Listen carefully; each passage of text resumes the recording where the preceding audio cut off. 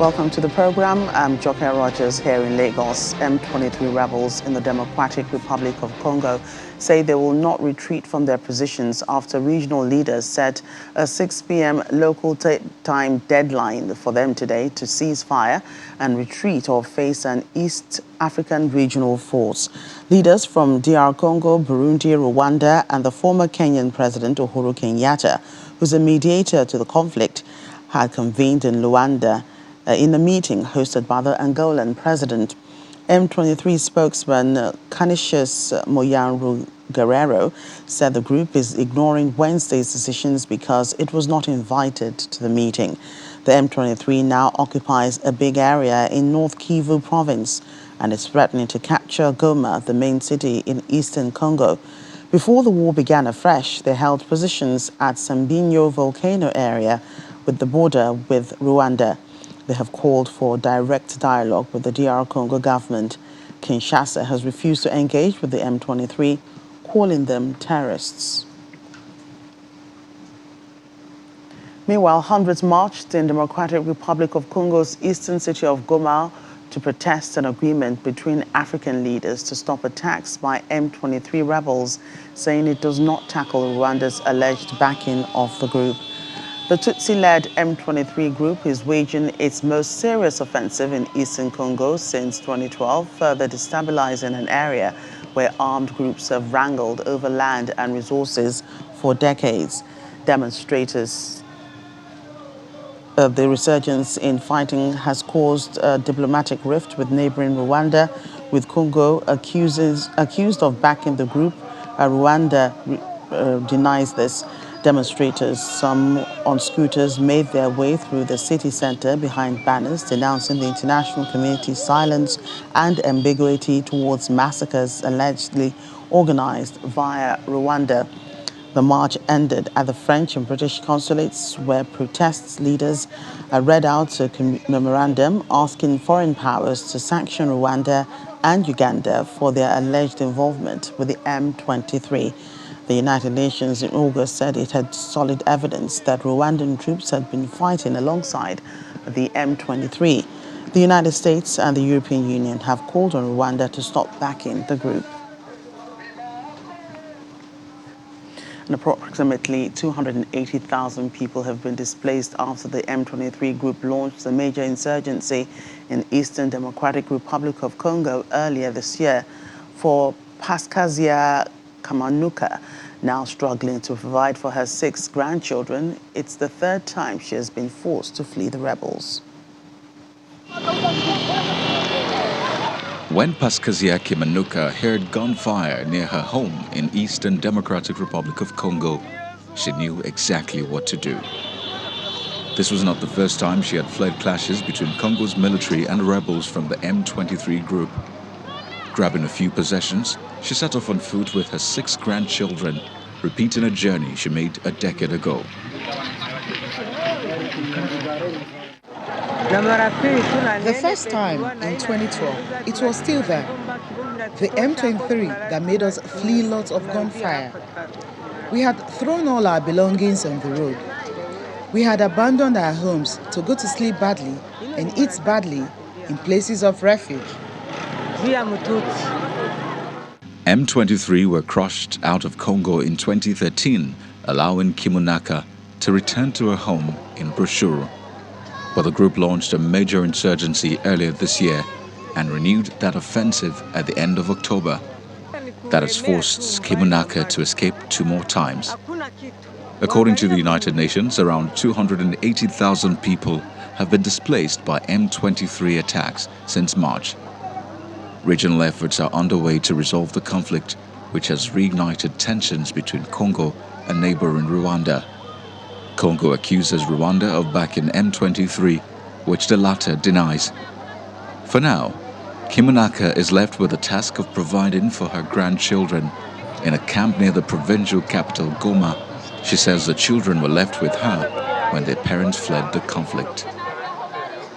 I can only feed them by buying food, but we have nothing at all. Look in my house. I have nothing. To take money, Kamanuka goes door to door begging. The family has also been able to sell charcoal. She prays God will give the Congolese government the strength to drive out the rebels so she and her family can return home. The M23 is seeking to pressure Congolese authorities to fulfill agreements with Rwandan-backed armed groups that include allowing rebels to reintegrate into the regular army. They also say they are fighting other eastern militias that they claim pose a threat to the Tutsi community.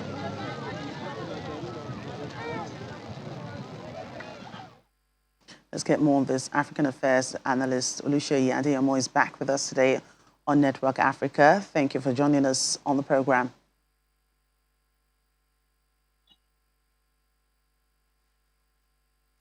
Thank you for having me, Joker. Thank you.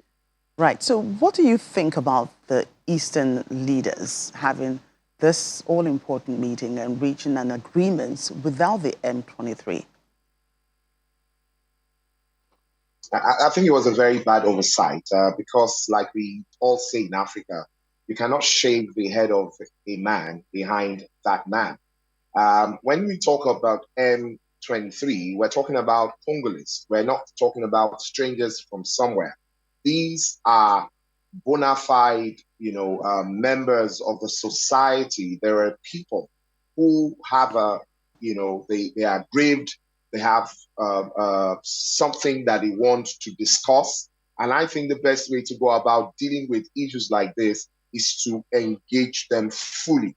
You cannot treat them like they don't exist because we all know they exist. They're causing harm. I mean, I like the angle that you guys just did, the report you just did. You went to show the human angle, the fact that it is affecting Congolese people, their family, their livelihood is being disrupted. So when you want to treat a matter like this, the urgency and the attention that it desires is what you give it. You give to it. You don't just deal with this matter, just come in like you're the superior person, or so we're better than you, because this is what happened with Tigray in Ethiopia, and we all know how long that lasted, and we thank God that some level of reconciliation is getting there right now. So I think it was a very bad omission by the leader of Eastern Africa to have not invited M23 people into the meeting. Assuming that the group was indeed invited, how do you think that meeting would have played out in Luanda? Again, we cannot say now because they were not invited, but I believe strongly that if they had been invited, they probably would have been able to impress on them. Then you have the whole leaders there, everybody's talking to them, and they understand themselves. Like I said yesterday, they're family. They have a way of talking. When you have the family in the house, there's a way you touch on certain, sensitive points that I believe would have been able to appease them. Even though they might not be able to get their buy-in completely, they probably will have been able to move further in the negotiation rather than, starting it afresh. Because at the end of the day, I know that at some point in time, they might have to call them into the house to discuss with them. Because when you are fighting a fight that is about your livelihood, your life, your home, sometimes people are ready to die and give their all rather than be, sent away just like that. Right. So you describe it as, a family matter. Everybody knows themselves. And in the family, when there's conflict, you do try to find a way to end the conflict. So do you see this conflict ending anytime soon? Oh, I mean, eventually, all conflicts have ended. The problem is when you have one that is lasting this long, that is this protracted, you always find that it's bordered on insincerity when you're not determined to do the right thing. Look, let's look at this story. It goes back to the time of Mobutu Sese Seko. It's about having selfishness, people who want to deal with the people, unjustly. They want to take what is not rightfully theirs or what should be for everyone into their own private coffers. If the leaders, if everyone, if the superpowers, if Rwanda, Uganda, and the rest of everyone comes into the table sincerely, wanting to really solve the problem, I am assured in my spirit that we'll be able to get this done quickly than we have had it now because of the fact that we have refused to be sincere with ourselves. Okay, so how quick do we think this will be? The M23 have said they will ignore the decisions. What should be the next steps here? They should the leaders should reach out to them. They should call them into a meeting. I mean, as soon as possible today. Say to them, guys, we're really sorry that we did not call you onto the table, because they had to bring the Tigrayans to the table. That's the way it's always been, particularly when you have people who are harmed. And please, let's remember, when you have a group like this, you then have foreign interests who will start to support them, who likes the situation the way it is. They're foreigners, they're business people, they're gaining from the situation, and they are happy that there is no peace. So when they start like this, and let's remember, when we talk about M23, we have more than 100 other groups like that. So we're just using the M23 to sort of define what is happening right now. You have a lot of disgruntled groups who are also well harmed, that are more than 100 different groups, more than the M23. So the way forward is to call them in, and to call them in now. Right.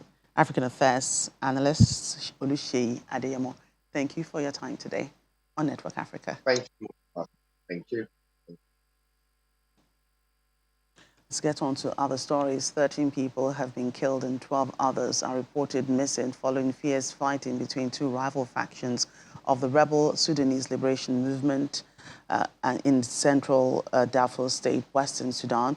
A statement issued by the UN Humanitarian Agency in Sudan says the clashes started on November 19 in the Umur and Arshin areas of Shamal Jebel Mara locality. 6 people were abducted and 4 others wounded, and that's according to a privately owned news site. The fighting later spread to the villages of Daya, Wara, and Kia in the same locality, with an estimated 5,600 people reportedly fleeing their homes and moving to the displaced people's camps. According to the UN, the situation remains tense, and there are reports that both parties are mobilizing their forces for fresh attacks. In October, similar clashes between the two groups left at least 13 people killed and 15 others wounded. SLM-Nur is one of the few rebel groups that did not sign the 2020 Juba Peace Agreement, which the government signed with former rebel groups in Darfur and southern regions. State prosecutors in Comoros have asked the court to sentence former President Ahmed Abdallah Sambi to life in prison for alleged high treason. Sambi, who's 64, was president between 2006 and 2011 and has been in detention since 2018 on corruption charges. He faces charges related to the alleged sale of the country's passports to stateless people living in Gulf states. He was tried in absentia after he refused to appear in court. According to the privately owned Comoros Info's website, he is scheduled to be sentenced on 28th of November. Kenyan officials have recalled a locally manufactured drug given to HIV patients to suppress the level of the virus in their bodies. The decision was taken after the manufacturer, Universal Corporation Limited, noticed that the tablets were stained due to improper packaging. It's unclear how many patients received the drug, but 14 batches were distributed to hospitals. Patients have been urged to go to their health facilities to have the drug replaced. The Pharmacy and Poisons Board says it's conducting tests on the medication and an investigation to establish the root cause of the deviation. Kenya has about 1.3 million adults living with HIV. Welcome back to the program. Prices of food have risen globally in response to Russia's invasion of Ukraine in late February of 2022. In Tunisia, reduced subsidies as well as a drought also caused by energy and water prices to rise, reducing water supply and adding to farmers' problems.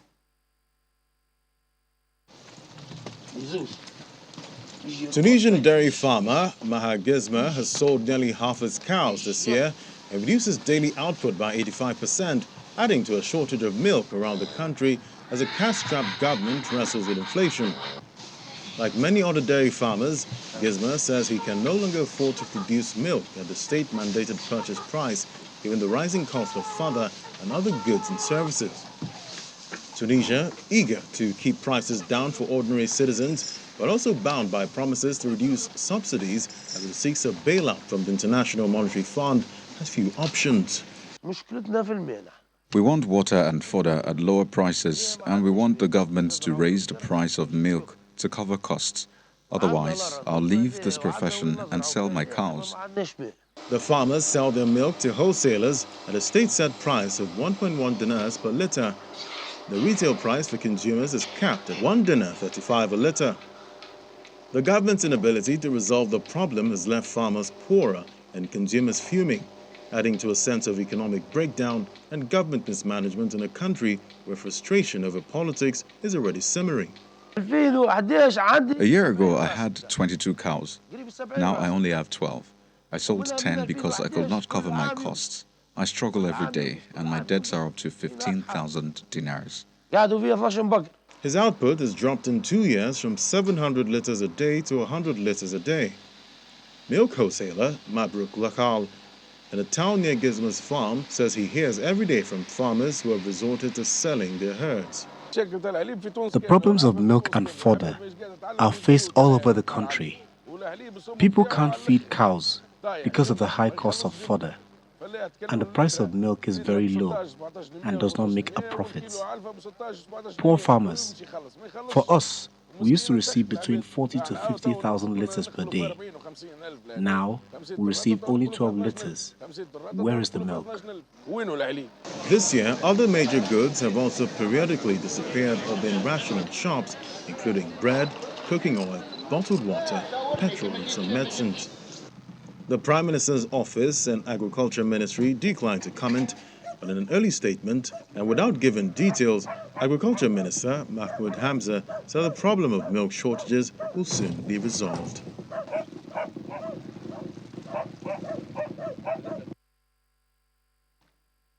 The U.S. Department of State's Bureau of African Affairs has held an Africa Leaders Summit briefing chaired by the Deputy Assistant Secretary of State for the Bureau, Robert Scott. It was convened to discuss the upcoming U.S.-Africa Leaders Summit agenda to strengthen U.S.-African relations and highlight the U.S. commitment to the African continent. Our Foreign Affairs correspondent, Amarachi Ubani, was at the meeting and now reports. Interested in what the American government has done about the coups in these countries and whether the issue of elections will be topmost in the discussions with the leaders. For example, Nigeria is holding its presidential election next year, and I'm sure that the U.S. government has been monitoring the situation on the ground. Will that be a topic of interest, for the United States, not just for the Nigerian elections, but, for democracy generally in Africa with respect to these countries that already have experienced coups in the last 2 years? Thank you for that question. Yes, I think as we both highlighted early on, the focus and the emphasis on supporting democracy and, not only in the Peace and Security and Governance Forum and talking about how good governance and strong democracies who deliver for their people are likely to be more stable and more secure countries and peaceful. But really, again, throughout the summit, as you know, President Biden has underscored that, respect for democracy and human rights are really at the core of our foreign policy and will be through for this at administration, and we're doing so, in line with the African Union and its aspirations as laid out in Agenda 2063, which one of the 7 aspirations talks about an Africa of good governance, democracy, respect for human rights, justice, and the rule of law.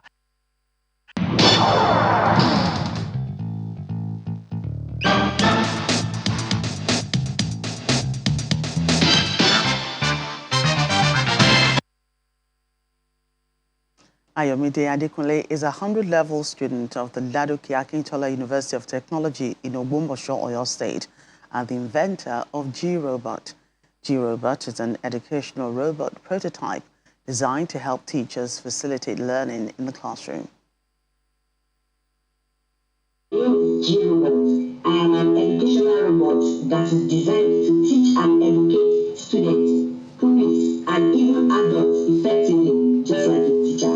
Thank you very much. This machine is called G-Robot, and it is the invention of Ayomide Adekunle, a 100-level student of Ladoke Akintola University of Technology, Ogbomosho, in Oyo State. Letter A stands for B for babies. Ayomide, who is also an indigene of Oyo, says he started building technological gadgets when he was in senior secondary school using scrap materials. Hi, G-Robot.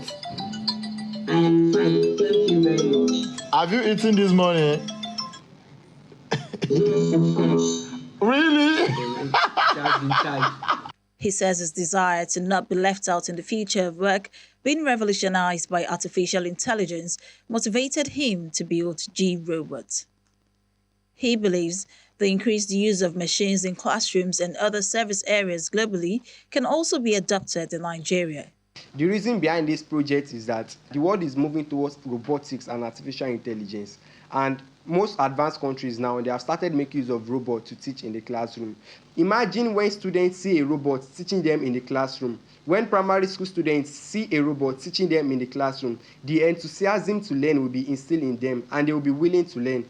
Another benefit of this robot is that it will prepare the students for the future of education, which is robotics and artificial intelligence. So I believe Nigeria as a country should not be left behind in this technology, and that is why I designed G-Robots. G-Robot is an educational robot prototype designed to assist teachers in the classroom and facilitate learning. It has an amazing feature that you can communicate with the robot, and the robot will respond to the question that you ask.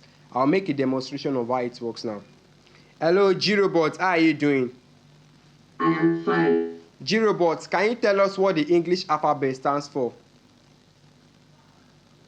Okay. Letter A stands for Apple. B for Baby. C for Cat. D for Dog. E for Elephant. Okay, thank you very much. G-Robot, what is a noun? A noun is a name of any person, animal, place, or thing. G-Robot, who is the president of Nigeria? President Muhammadu Buhari. Ayomide mentions he wants to build G-Robot beyond the prototype stage, but lacks the finances to do so, among other challenges he's been facing. The major challenge I'm having on this project, G-Robot, is financial support. This is so because it's still a prototype, and the reason why it's still a prototype is because there is no enough fund to progress with the project. And another major challenge that I'm facing is that there's a robotics school that I wish to attend, but due to lack of funds, I've not been able to attend the school. So I believe that if I'm being sponsored into that school, I'll be able to learn more about robotics and I'll be able to develop sophisticated projects than this. Ayomide is currently studying animal production and health in Lautech, but dreams of starting his own tech company, which he intends to name G Group. Well, certainly he's found his calling. Well, that's it on Network Africa. I'm Joker Rogers. Bye for now.